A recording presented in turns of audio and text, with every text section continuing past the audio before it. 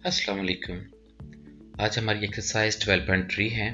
तो 12.2 की तरह यहाँ पे भी हमारा जो रिलेशन है वो अभी तक राइट एंगल ट्रायंगल के साथ ही है। बस हमारे इस वक्त क्वेश्चंस जो हैं वो वर्बल हो चुके हैं कि हम स्टेटमेंट से पहले हमें वो सारा डाटा इकट्ठा करके एक राइट एंगल ट्रायंगल कंस्ट्रक्ट करना होगी और देन क्या है हम उस क्वेश्चन को सॉल्व कर सकेंगे। अब इसमें दो टर्म्स मजीद आ रही हैं, एक तो एंगल ऑफ एवोल्यूशन है और एक आपके पास एंगल ऑफ डिप्रेशन है। दोनों एंगल्स में ये बस नेम की टर्मिनोलॉजी है कि ये हमारे पास हॉरिजॉन्टल लाइन है। अब अगर हम हॉरिजॉन्टल से अबव एंगल कंस्ट्रक्ट कर रहे हैं तो उसको हम एंगल ऑफ एवोल्यूशन बोल रहे हैं, और अगर बिलो द हॉरिजॉन्टल अगर एंगल कंस्ट्रक्ट कर रहे हैं तो हमारे पास क्या होगा, वो एंगल ऑफ डिप्रेशन होगा। तो ये दो नई टर्मिनोलॉजीज है कि जिस तरीके से अगर मैं किसी चीज़ को ऑब्जर्व कर रहा हूँ, अगर मैं अपवर्ड देखता हूँ, अगर कोई चीज़ ऊंचाई पर पड़ी है मैं उसकी तरफ देखता हूँ तो मेरी आइज के साथ जो उसका एंगल बनेगा वो एंगल ऑफ एवोल्यूशन कहलाएगा। और अगर मैं डाउनवर्ड को देखता हूँ, कुछ ज़मीन पर पड़ी हुई किसी चीज़ को नोट कर रहा हूँ, तो उस चीज़ के साथ जो मेरा आई का जो एंगल बनेगा वो एंगल ऑफ डिप्रेशन होगा। तो हम आते हैं अपने क्वेश्चन की तरफ। तो क्वेश्चन के अंदर हमारे पास जो सबसे पहला क्वेश्चन है उसमें उसने बात की है कि a vertical pole is 8 metre high and the length of its shadow is 6 metre. What is the angle of evolution of the sun at the moment. एक वर्टिकल पोल है जी। अब स्टेटमेंट को हम सीधा करते हैं, इसको हम रेज कर देते हैं। तो क्वेश्चन नंबर है जी 1। स्टेटमेंट के मुताबिक क्या है जी, एक वर्टिकल पोल है जिसकी हाइट जो हमारे पास वो क्या है, वो 8 मीटर उसकी हाइट थी हमारे पास, और सन की वजह से जो उसका शेडो बन रहा है जमीन पर उसकी लेंथ हमें गिवन है 6 मीटर। 6 मीटर।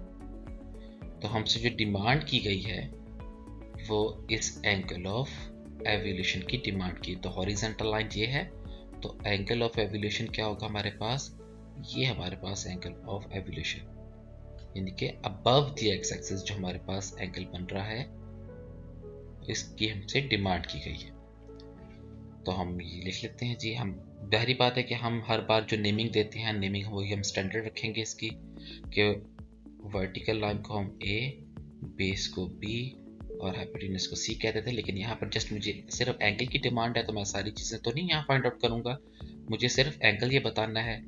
तो मेरे पास ए की वैल्यू जो है वो है जी 8 मीटर और बी जो है वो मेरे पास क्या है 6 मीटर। थीटा मुझे फाइंड करना है, तो देखें ए बी किस में यूज़ करते हैं हम, tan थीटा में। सो tan theta is equals to a over b and theta is equals to tan inverse a over b।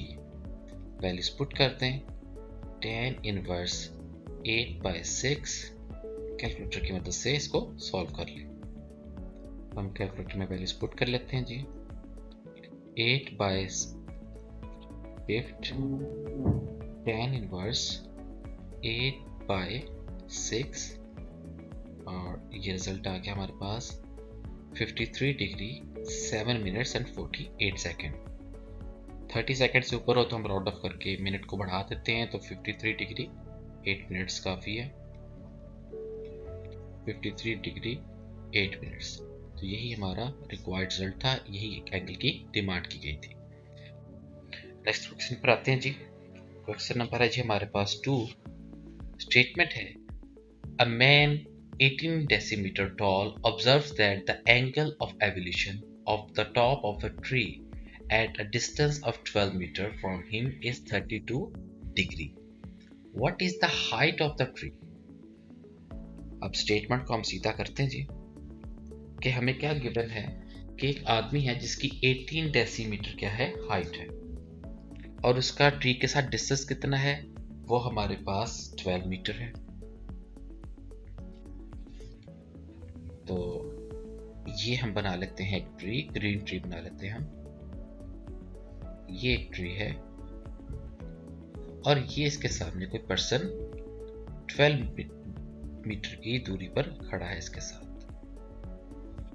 तो ये हमने वो पर्सन यहाँ पर मौजूद है, दोनों के दरमियानी डिस्टेंस है हमारे पास, वो हमारे पास गिवन है 12 मीटर। पर्सन की हाइट हमें गिवन है 18 डेसीमीटर। अब आप देखें कि डिस्टेंस जो दिया हुआ है ट्री और मैन के बिटवीन वो मीटर्स में है, जबकि हाइट जो डेसीमीटर में, हम यूनिट सेव कर लेते हैं, हम उसकी हाइट को भी क्या कर लेते हैं, मीटर्स में कन्वर्ट कर लेते हैं। तो ये क्या हो जाएगा 1.8 मीटर। अब यहाँ से टॉप देख रहा है ट्री को और एंगल ऑफ एविलेशन बनेगा, ये पर्सन जो है इसको वो देख रहा है ट्री के टॉप पर। तो हमसे पूछा गया है इस ट्री की हाइट कितनी है। अब इन पॉइंट्स के नेम देते हैं। लेट्स सपोज ये पॉइंट ए है, ये पॉइंट बी है, ये पॉइंट सी है, ये पॉइंट डी है। तो बेसिकली में मुझे जो हाइट निकालनी है वो क्या है, एडी हाइट निकालनी है। अगर मैं इन लाइंस को आपस में मैच कर दूं, बी से मैं इसको मैप कर दूं इस पॉइंट पर, इस पॉइंट को नाम रख लेते हैं ये हम पॉइंट ई। तो इट मीन्स दैट कि जी इतनी हाइट तो मुझे ट्री की पता है जो बिल्कुल इक्वल है मैन की हाइट के। तो इतना पॉइंट तो मुझे पता चल गया, ये 1.8 मीटर है। टोटल लेंथ बनती है 80। तो और बाकी जो रिमेनिंग बचती है वो मैं लेट्स सपोज मेरे पास x है जो रिमेनिंग बचती है, और जितनी लेंथ ये है इतना ही लेंथ सर से भी डिस्टेंस तो उसका उतना ही होगा ना ट्री का। तो ये भी मेरे पास क्या है, ये भी 12 मीटर है। तो मुझे यहाँ पर जो ट्री की हाइट है वो मुझे फाइंड आउट करनी है। तो height of tree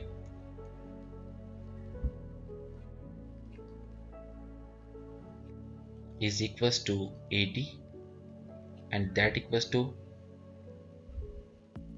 AE plus ED। और इसको हम लिख सकते हैं AD हमारे पास कितना है, AD हमारे पास हमने इसको एक्सपोज किया हुआ है, और ED कितना है, दैट इज 1.8 मीटर। तो ये हाइट होगी और हाइट को हम h से डिनोट कर लेते हैं। इसको इक्वेशन 1 करके लीव कर देते हैं। अब मुझे x फाइंड करना है। तो अगर मैं ये अपर ट्राइंगल देखूं तो इसमें अगर मुझे जो चीज़ गिवन एक और थी वो ये थी कि जी जो एंगल ऑफ एविलेशन बन रहा है दैट इज 32 डिग्री। तो मुझे ये x चाहिए, परपेंडिकुलर वैल्यू मुझे चाहिए, जबकि मुझे बेस पता है और मुझे एंगल पता है। तो फिर से यहाँ पर tan की वैल्यू लगा सकता हूँ मैं कि एस कि मेरे पास BE मुझे पता है दैट इज 12, और AE क्या है दैट इक्वल्स टू x, और थीटा क्या है 32 degree. So tan theta is equals to, इसको हम यहाँ पे लिख सकते हैं, सो फ्रॉम फिगर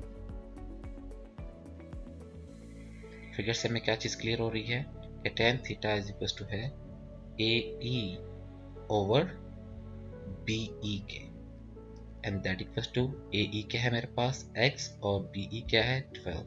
तो एंगल कितना है जी मेरे पास 32 डिग्री, ये 32 डिग्री था, 32 degree that is equals to x over 12।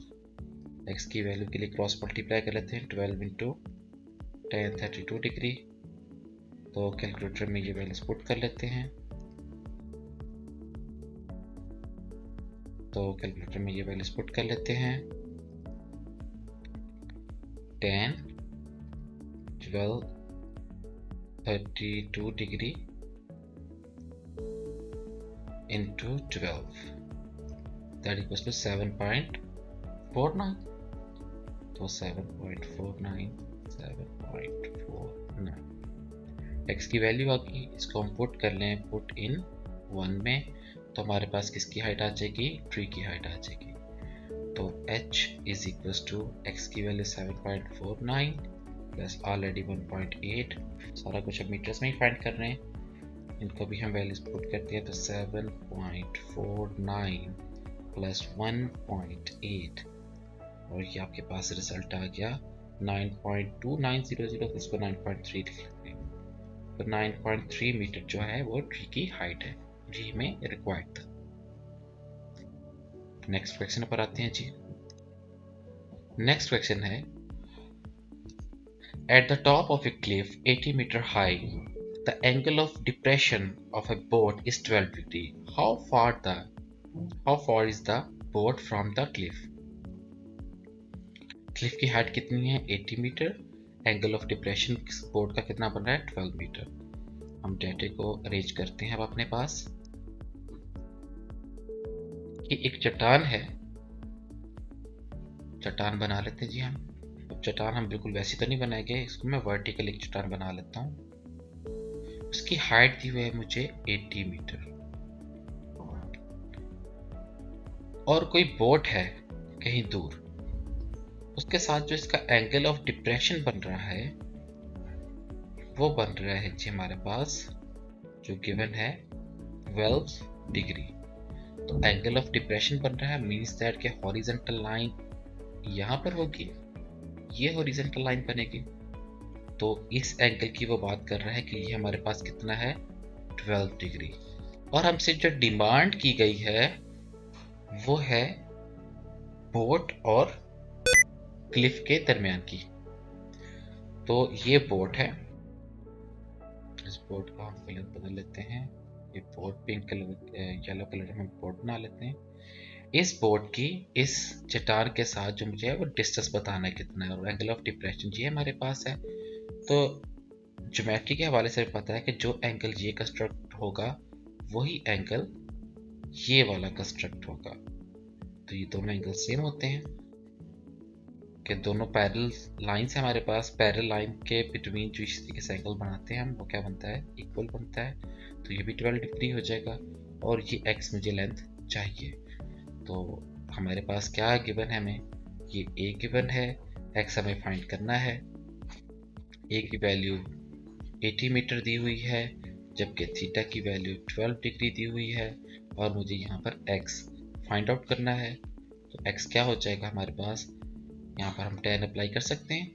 तो tan theta is equal to A over X, cross multiply कर लें तो x is equal to A tan theta. A की वैल्यू क्या है 80 और थीटा की वैल्यू क्या है 12 degree and that equal to, इसको आप सॉर्ट आउट कर लें कैलकुलेटर की हेल्प से। तो क्या है हमारे पास 80 बाय 10 12 ये बन गई 376 मीटर क्या है उसका डिस्टेंस है उस क्लिफ के साथ बोट का। तो ये हमें आंसर करना था और ये हमारा क्वेश्चन नंबर था 3। आई होप सो आप अंडरस्टैंड करके होंगे। मज़ीद क्वेश्चन जो है वो हम अगली वीडियो में सॉल्व कर लेंगे।